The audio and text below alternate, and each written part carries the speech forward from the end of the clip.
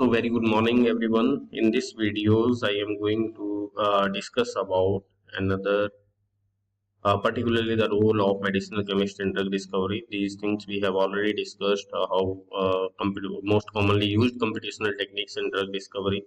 We have already discussed molecular dynamics, QSAR. So this particularly role of medicinal chemist. So after doing all these computational studies, you come up with some structures of the molecules, which you are assuming that these particular type of molecules are going to be effective as well as going to be safe. So what to check these the whatever the structures you have predicted experimentally, you should have that new chemical entities. So who will provide that new chemical entities? So particularly your medicinal chemist or medicinal chemistry scientist pupils, you have to consult with them. You tell them these are the structures of the molecules which you are thinking of is going to be effective and safe.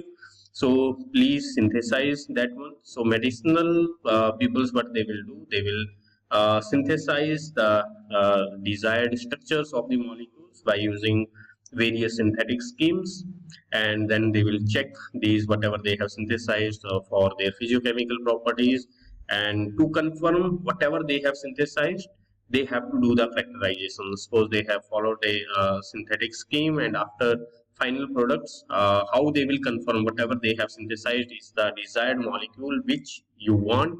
You have to do characterizations of that molecules, and to do the characterizations you have to do NMR, LCMS, from FTIR you will get a rough idea about the functional group.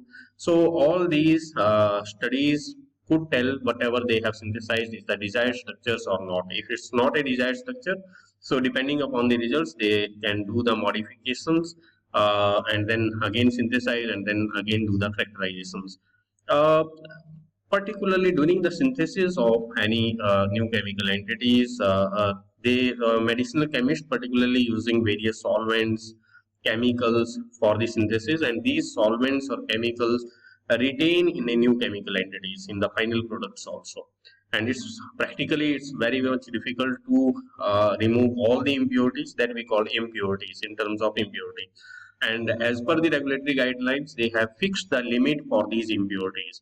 I hope many of you have heard recent examples that ranitidine containing product has been withdrawn from the market due to nitrosamine impurities. If you ask the students why ranitidine has been withdrawn, they are telling that most of the students are telling, sir, ranitidine is mutagenic. No, ranitidine is not mutagenic.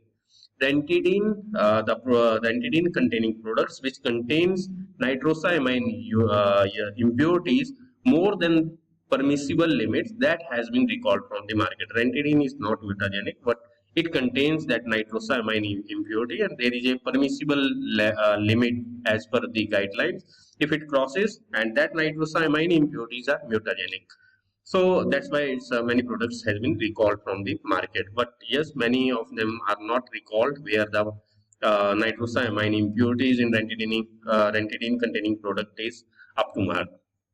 So these are the, and particularly another role of medicinal chemist, not only in the synthesis of new chemical entities, but they have a uh, very significant role in the productions of API, that is the active pharmaceutical ingredient. And API is required whether you are working on a generic, whether you are working on a new chemical entities or anything.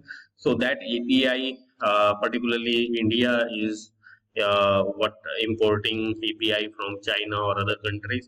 So now slowly and slowly, I hope our countries also do the productions of API in a significant amount so that our need will be fulfilled. Sorry.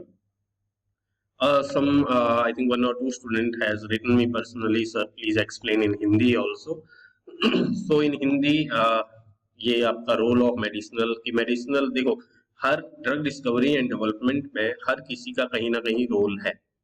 तो जो कंप्यूटेशनल्स वाले हैं, computational biologist हैं या others जो है, वो उनका role early phases of drug discovery में है. जैसे मैंने पहले आप लोगों को बताया था कि क्योंकि अर्ली फेसेस में you you might have a number of molecule, so to screening आपको स्क्रीन करने के लिए आपके पास 1 लाख मॉलिक्यूल है, 2 लाख मॉलिक्यूल है, ये पॉसिबल नहीं है कि आप 1 लाख मॉलिक्यूल्स लैब में टेस्ट करें, क्योंकि उससे आपकी कॉस्ट भी बढ़ेगी, टाइम भी कंज्यूम होगा और आपका फेलियर रेट भी बढ़ेगा। तो आजकल जो हाई थ्रूपुट का आपके हाई परफॉर्मेंस कंप्यूटर सिस्टम है वो यूज हो रहे हैं ड्रग डिस्कवरी में टू स्क्रीन, कि हम पहले ही स्क्रीन कर लें, we look for various aspects के लिए देखते हैं।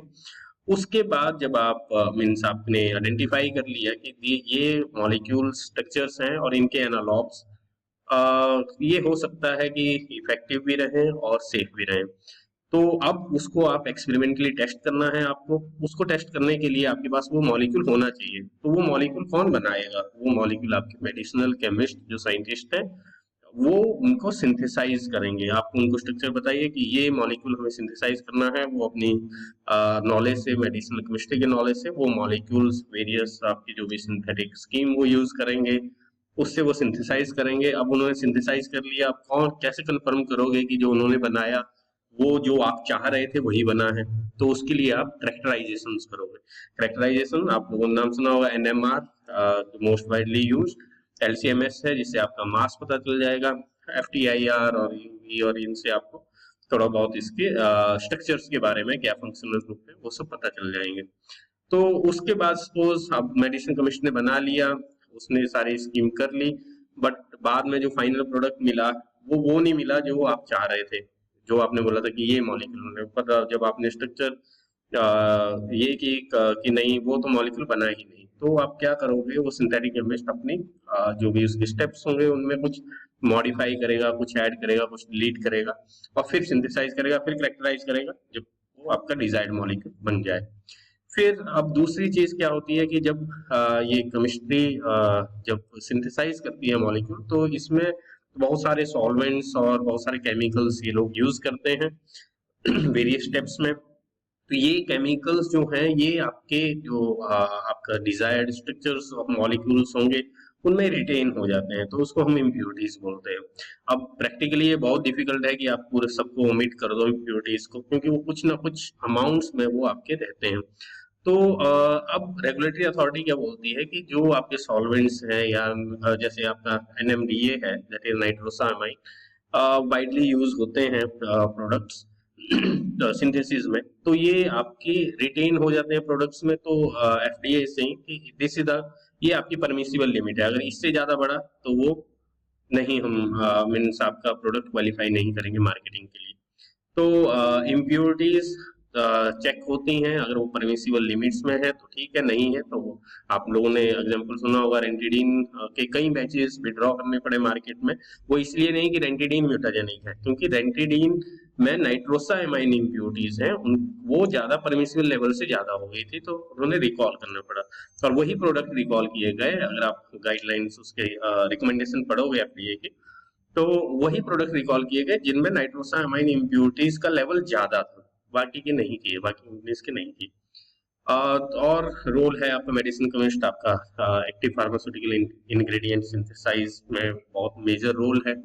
तो medicinal chemist particularly play a significant role in synthesis or all these things. So I hope you people understands. Thank you.